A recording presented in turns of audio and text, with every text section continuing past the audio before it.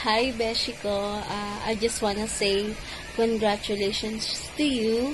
You are now finally engaged with Justine. I know and I believe this is really one of your dreams. That's why, as your Beshi, I am really beyond happy and proud of you.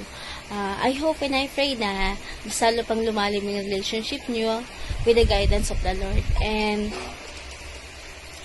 I know naman na I know naman na how much I am really proud of you sa mga nararating mo ngayon and sa mga susunod pa. I am always here na to support you and to be one of the proudest person beyond your dreams and happiness na nangyayari sa'yo. I am really happy and proud of you. Thank you for everything, Beshi ko. I miss you so much and I hope to see you soon. Love you, Beshi ko. Mag-ingat ka palagi. Hi, Jessa! Finally, this is it! Sorry na. Feeling ko talaga nakikipag-video chat lang ako sa'yo. And alam ko namang ipi-play to ng mga nag-prepare ng bridal shower mo. So, happy bridal shower, baby girl. May not so baby girl anymore. Habang ginagawa ko tong video, may script ako. Habang ginagawa ko tong video na to, hindi ko maiwasang mag-relapse ba? Kung paano nabuo yung friendship natin. Sino ba naman mag-aakala dahil lang sa friend of a friend, magkakaroon ako ng isang tunay na kaibigan. Mas lalo pa tayo naging close nung nakita tayo sa Kuwait. Naiiyak na ako agad. Doon ko mas nakilala kung gaano kakabait, kasi kasama at kung gaano kalaki ang puso mo. Isa ka sa mga taong sobrang nagpapasalamat na nakilala kita. Even Justin, of course.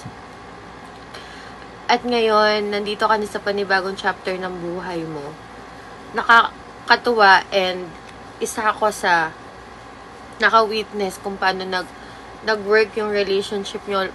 Starting LDR talaga. Hanggang makarating ka dyan sa Kuwait, yung hardship mo kung paano ka talaga nag-apply sa iba't ibang agency. Whew. Thank you for trusting me to be part of a special moment in your life.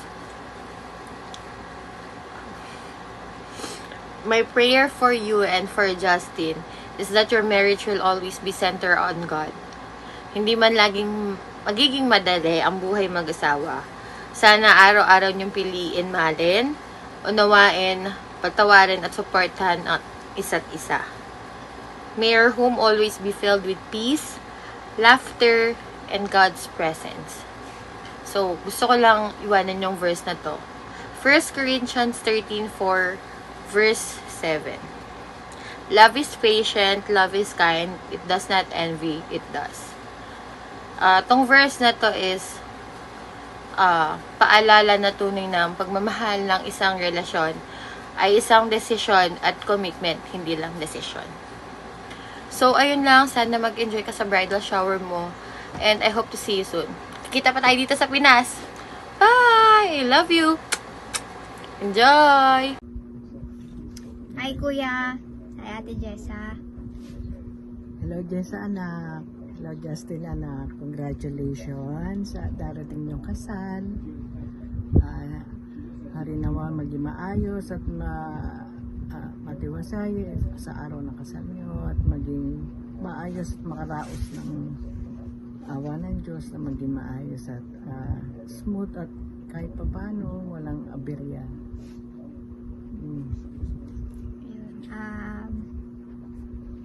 Congratulations, Kuya and Ate Jessa, sa darating yung kasal. Sana maging masaya kayo pareho ni Kuya. Ayun lang, hindi kami makakadating ni Mama dyan, hindi kami makakapunta, pero sana itong video na to ay bigyan kayo kahit papano ng comfort na nandyan kami. Anong sasabihin ko? Thank you kay Kuya. Kasi Iiyak yan.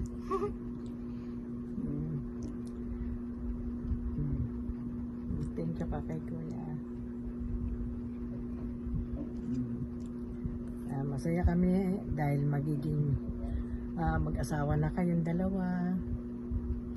Alam ko naman masaya kayo dahil matagal nyo lang gusto yung ganyan. At gusto ko rin naman maging maayos kayo, makasal na kayo at para walang maging problema magsama man kayo dyan.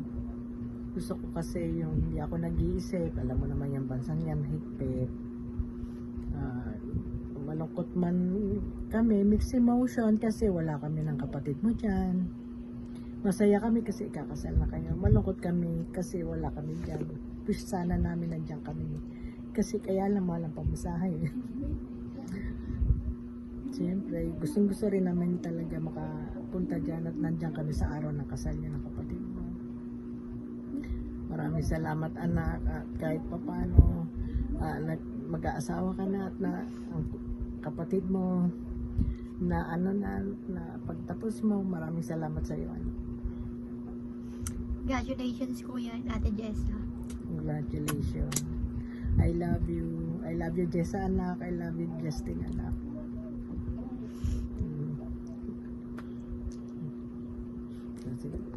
Congratulations, Jessa and Justin.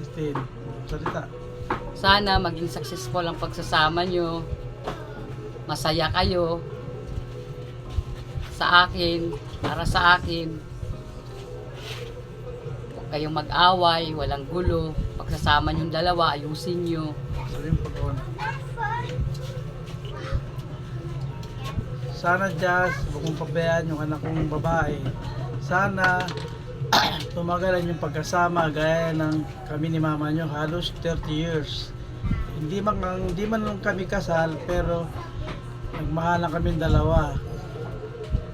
Yan lang masasabi ko sa inyo, sa iyo Jazz. Sana si babae na talaga ang babae sa buhay mo.